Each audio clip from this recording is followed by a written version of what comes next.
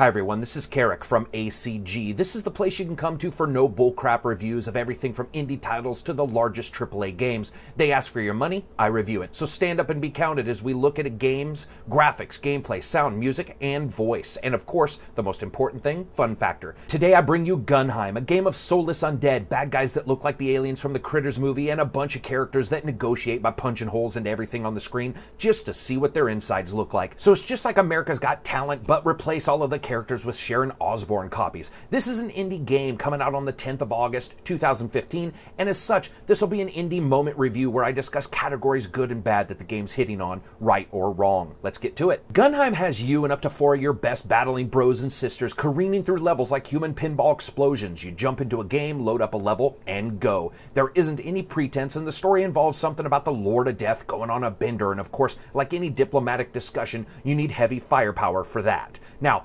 gameplay, it's pretty light. Run from one end of the level to the other while killing bad guys with massive shuriken shooting guns, atom bomb lobbers, laser rifles, and your trusty Gatling gun as well. While battling, you can also go into berserker mode, which is short for running towards someone and cutting them into pieces while flashing yellow to alert everyone on the level it's a bad idea to mess with you. All in all, it's basically Terms of Endearment meets Thor. You know, the level design runs from inspired to so-so, with the occasional graphical misstep causing death when the flat-shaded polygons don't differentiate themselves enough from the infinitesimally long drop-off cliff that's right nearby. A couple times I lost myself in the battle, only to realize that what I thought was a wide open area was indeed a wide open and deep area. Luckily, with multiplayer, you can lay your healing hands on one another, an ancient and obviously realistic Viking power, and keep the battle going. Alone, you're screwed, and death means restarting the levels over and over and over. Luckily, there are a pretty good number of them, and though this is and will be considered Gauntlet Light with no additional skills or powers to buy between levels, but in later releases you will be getting temporary ones after defeating particular bosses.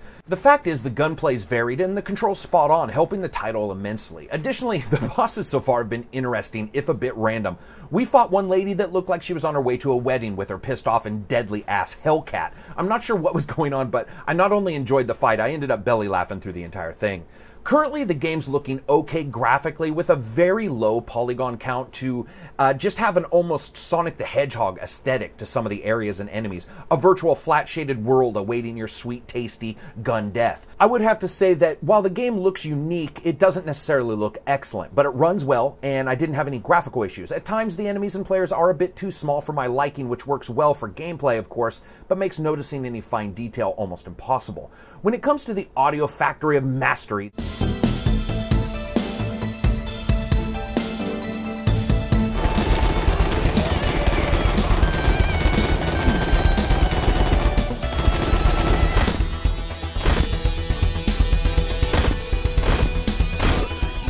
there is no voice, which, let's be honest, no one would be able to hear you asking someone a question over the rattling of 4 human-sized Gatling guns anyway. Audio is fairly good with no real effects being applied in any heavy amount, but being adequate and accurate enough to inform you of what's happening when the entire level seems to be on fire because one of your friends thought shooting an atom bomb at a nearby wall was a good idea. Music is pretty damn rocking with heavy synth and crunchy numbers flowing throughout the levels of anarchy like Viking theme songs. I loved it, and yeah, it may not fit with the aesthetic at times, but it does fit with the gameplay, which is often forgotten, and a bit of music that I think some developers miss these days. So right now, as it stands, I'd have to say that the game's a buy at $9.99 if you like these kind of games. And there's also a small Steam discount when it gets released on the 10th. It's missing some of its later features, but when you have games on early access that don't even include all their levels or re-upload their original demo and pretend it's a new game, what you have here is a talented bunch of developers delivering a succinct idea of fun for a good price, and honestly, you really can't beat that. So that's it for me. I hope you liked the video. If you did, thumbs up and maybe subscribe or tell your friends. And if you didn't, thumbs down. As always, leave a comment. Peace out.